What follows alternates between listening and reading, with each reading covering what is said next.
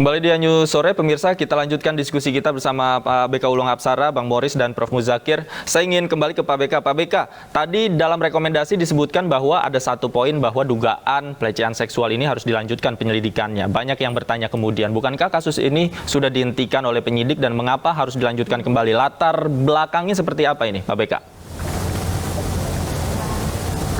Ya, memang dalam salah satu kesimpulan Komnas HAM yang tadi disampaikan ada dugaan kekerasan seksual yang dilakukan oleh almarhum Brigadir J kepada saudari PC di Magelang tanggal 7 Juli 2022. Sementara laporan yang sudah dihentikan penyelidikannya oleh kepolisian adalah terkait dengan dugaan peristiwa kekerasan seksual yang ada di tanggal 8 yang di Duren 3. Dan itu kan kita sudah tahu bersama bahwa itu tidak terjadi, tidak ada peristiwa kekerasan seksual di Duren 3, dan itu kemudian Komnas memandangnya itu adalah bagian dari skenario yang disusun oleh FS untuk mengaburkan fakta peristiwa yang ada dan juga menguatkan begitu ya, menguatkan posisi yang bersangkutan. Dan ini yang juga menjadi bagian dari obstruction of justice begitu. Oke, artinya apakah jangan-jangan kemarin ketika rekonstruksi ditemukan fakta-fakta baru yang mengindikasikan dugaan pelecehan ini terjadi? Kemarin di lapangan ditemukan hal itu, Pak BK?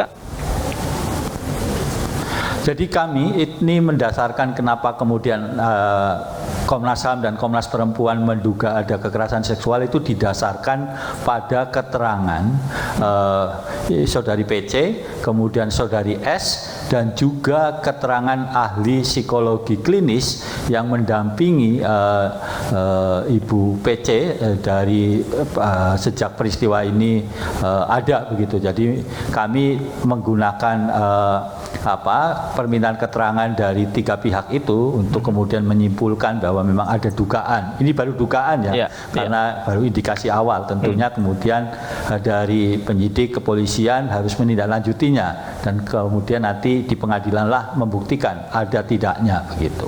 Oke, saya ke Bang Moris. Bang Moris, tanggapan Anda, masih ada dugaan, indikasi dugaan pelecehan seksual yang terjadi, Bang Moris? Saya nggak ngerti nih ya rekomendasi Komnas HAM sama Komnas Perempuan ini.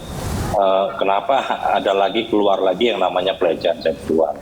Kalau hanya berdasarkan pengakuan Putri, kita kan tahu bagaimana dari awal kasus ini Putri itu selalu keterangannya berubah-ubah. Nah, kita juga tidak tahu kapan ini PC ini memberikan keterangan kepada Komnas HAM dan Komnas Perempuan. Karena kan yang baru memberikan keterangan PC ini kan saat diperiksa di Dirtipidum aja. Kalau di Komnas HAM kan selalu kondisinya belum stabil, belum bisa ngomong. Nah, kalaupun ada pelecehan terjadi di Magelang, apa yang membuat Komnas HAM ini yakin dan bukti apa? Kalau hanya pengakuan, kami kuasa hukum, kami sudah tidak percaya yang namanya yang namanya PC. Nah, saya berharap Komnas HAM, Komnas Perempuan di sini tolong perhatikan pihak dari korban, terutama ibu korban. Karena saya lihat terutama Komnas HAM ini, Komnas HAM sudah langsung datang ke keluarga, menemui keluarga di Jambi. Tapi setelah itu tidak ada apa perhatian yang sudah dilakukan Komnas HAM terhadap ibu klien kita. Bagaimanapun ini juga harus diperhatikan. Jangan hanya muluk-muluk ke PC dan rekonstruksi kemarin. Kalau berdasarkan dari rekonstruksi kemarin adalah rekonstruksi laporan kami 340, 388, Junto 55 dan 56. Tapi ada lagi ini isu atau keterangan bahkan rekomendasi ke 2 lembaga negara ini bahwa telah terjadi pelecehan seksual. Saya rasa tidak ada keadilan. Baik. Pak BK, silakan ditanggapi, Pak BK. Ya, kami sekali lagi bahwa memang menduga ada kekerasan seksual. Ini baru dugaan gitu ya, karena didasarkan pada permintaan keterangan dari Bu PC, saudari S, dan juga psikologi klinis. Kami sudah meminta keterangan Bu PC 2 kali begitu. Dan itu juga sebenarnya sudah disampaikan terus kepada publik perkembangannya. Itu yang pertama. Yang kedua kemudian terkait dengan tadi pengacara atau pendamping hukumnya tidak percaya, tentu saja itu hak yang bersangkutan, dan ini kami kemudian merekonstruksi atau mengkonstruksi peristiwanya dalam konteks yang lebih luas, bahwa memang extrajudicial killing yang dilakukan oleh FS dengan disertai bantuan-bantuan orang lain itu karena dilatar belakangi dugaan kekerasan seksual. Jadi meletakkannya saya kira tidak bisa terpisah begitu antara satu peristiwa dengan peristiwa yang lain. Jadi harus melihatnya secara utuh. Dan kami juga tadi bahwa kemudian pelaporan kepolisian yang tanggal 8 ya kita sama-sama sudah tahu bahwa memang itu tidak terjadi. Itu kemudian yang tadi di konferensi pers juga Komnas menyatakan bahwa itu adalah bagian dari skenario yang dikembangkan, dan itu untuk mengaburkan fakta peristiwa yang sebenarnya. Kemudian menghalang-halangi hak korban untuk mendapat keadilan, dan itu juga sudah jadi kesimpulan Komnas. Oke, Pak BK, tadi disebutkan juga oleh Bang Boris bahwa ternyata yang butuh perhatian juga adalah keluarga dari Brigadir Joshua. Seperti apa sejauh ini Komnas HAM berkoordinasi dengan keluarga Brigadir Joshua?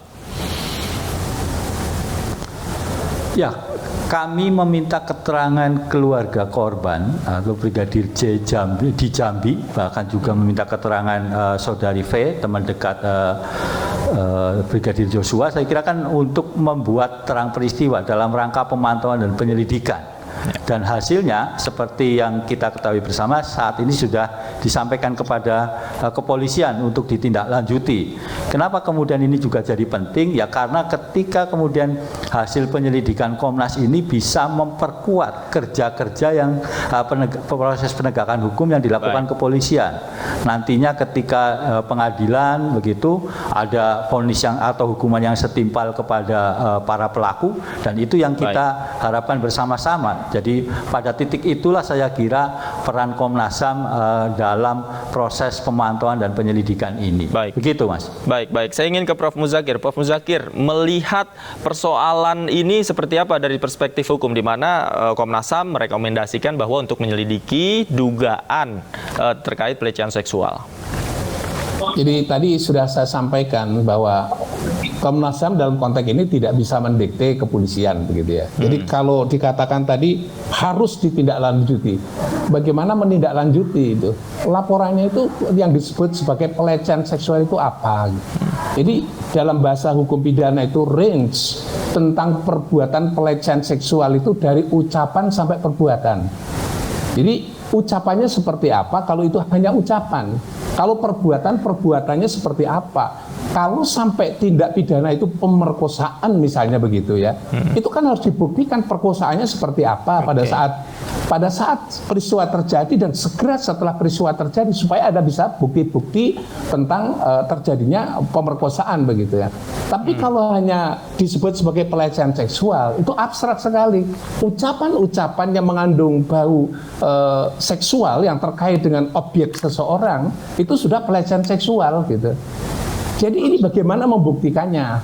Maka saya tadi dikatakan bahwa kalau itu pertama laporannya ditolak, ya itu menunjukkan pelapor itu bisa bukti awal yang cukup itu apa, yang terkait dengan dirinya sendiri ya. Kalau tadi psikolog itu keadaan ya, itu tidak bisa direct langsung dengan pelecehan seksualnya, karena kondisi situasi yang sekarang diperiksa itu kompleksitas yang dialami oleh Ibu PC ini tentu saja mempengaruhi psikologi yang bersangkutan. Apakah ada, mohon maaf Prof. Muzakir, apakah ada kewajiban untuk bagi kepolisian untuk menindaklanjuti rekomendasi yang dikeluarkan Komnas HAM? Itu tadi saya sebutkan bahwa kalau itu kepolisian sudah melakukan pemeriksaan dan itu tidak cukup bukti, kok harus ada lagi tindakan untuk harus dilanjutkan dan seterusnya, itu agak bingung gitu ya. Jadi mestinya jangan sampai campur tangan, campur mendalam Komnas HAM dalam rekomendasi itu, karena itu bukan ranahnya Komnas HAM ya. Cukup saja itu laporan itu supaya ditindaklanjuti, kok harus dan sebagainya. Baik. Ya, jangan terlalu istilah bahasanya penyidik nanti akan bergerak berdasarkan bukti ya. Baik. Tanpa bukti dia tidak bisa bergerak.